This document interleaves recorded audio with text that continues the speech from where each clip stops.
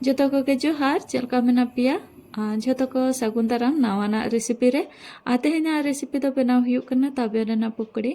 तो ताबे रेना पुकड़ी बनाव लगिते नोडे इन ताबे नहीं हताव का मिटे टिया और नोआ तो अडी मोटा ताबेन करना आबो नोडे जहां लकन ताबेन के बन हताव दाड़ेया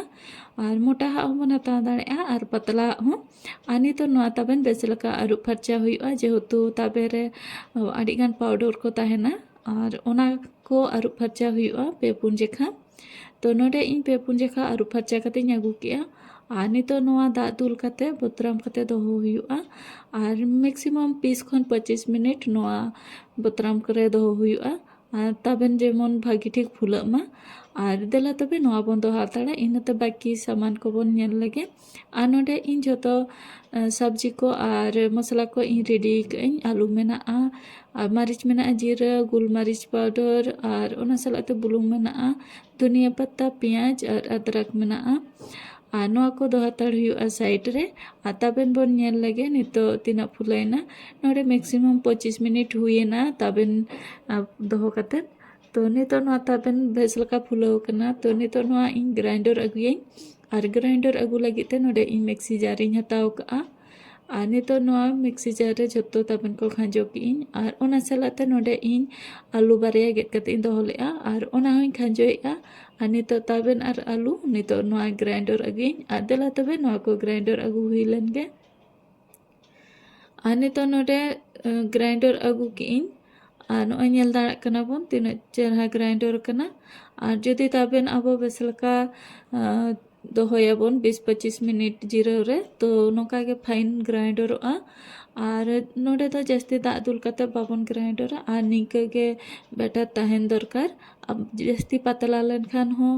पुकड़ी बाय बनाव दाड़ेआय तो निंका के बेटा दरकार और ने तो जहाँ तिना के सब्जी को गेट कते दोहो लेन ताहेना और ओना को नोडे मेसा हुयुआ धनिया पत्ता अदरक पेंयाज जीरा और ओना सलाते गुल मरीच पाउडर को और नोडे बेरल मरीच बारियां मेसाया और बुलुंग दो नेल कते बन मेसाया और इन नोडे झोतो बेटर दो बइन मेसा का ओनाते कम बेटर इन मेसा का और ओना सलाते नोडे मेसाइन आटा और आटा तो इन पुइलो नितो 4 चामच इन मेसा का और तायम ते 4 चामच टोटल इन 8 चामच आटा इन मेसा का और नोडे जेहेतु कम गिन बनाया ओनाते इन जोतो आटा बइन मेसा चाबा लेआ और बाखा नोडे जहाँ तिना ताबेन आबो मिटटे जुदी ताबेन बन बनावा तो ओंडे ओना टेटिया रेना आधा टेटिया आटा बन मेसाया आटा बाखान दो मैदा जहाना के मेसा हुयुआ आते बेना के पुकड़ी बेसल का बेना तो नोडे सुनुम बेसल का लोलोयना नितो नोडे पुकड़ी आड़ागेआ और सुनुम तो बेसल का लोलो लेना के और बेसल का सुनुम जखन लोलोआ इना परे ओना रेना वॉल्यूम पूरा लो रे बन दोहोया ये लो वॉल्यूम रेगे पुकड़ी दो बन आड़ागा और झोतो पुकड़ी जखन बन आड़ा हुई लेखान और वॉल्यूम तो मीडियम लो रे बन दोहोया और मीडियम लो रे दोहो काते पुकड़ी को छका हुयुआ और झोतो पुकड़ी को आड़ा चाबा की और पुकड़ी मिद धारे हुएना तो नितो नोआ धारे लौटोएआ और नोका के लौटो काते बेसल का पुकड़ी को भाजा हुयुआ तला तबे नोआ पुकड़ी बेसल का भाजा लगे और नोडे नेल दा कना बन पुकड़ी बेसल का भाजा हुएना और नोका छानी कते नितो उडुक हुयुआ और नोआ रेना कलर हो तिना चेहरा राकाब कना और इसिन हो ओंका के इसिन कना और जम रे उना टेस्टी गे बुझाआ और पुइलु धाव इन उडुकी और नितो नोआ दोसरें आड़ागेआ पुकड़ी और नोआ हो ओंका के छका हुयुआ जेमन माड़ांग इन छका केआ और मिद धारे हुई लेनखान दूसरा धारे लौटो हुयुआ नोआ रेना गैस हो मीडियम लो रेगे दोहो हुयुआ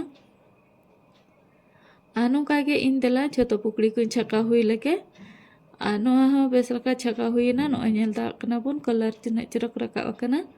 और नोआ हो हिंजराव ᱧᱚᱜ कते उडुक हुयुआ और नोडे झोतो पुकड़ी को छका चाबा के नोआ नेल दा कना बोन और नोडे कटी पुंड धारा नेलोक कना जेहेतु टिश्यू मेना टिश्यू रेना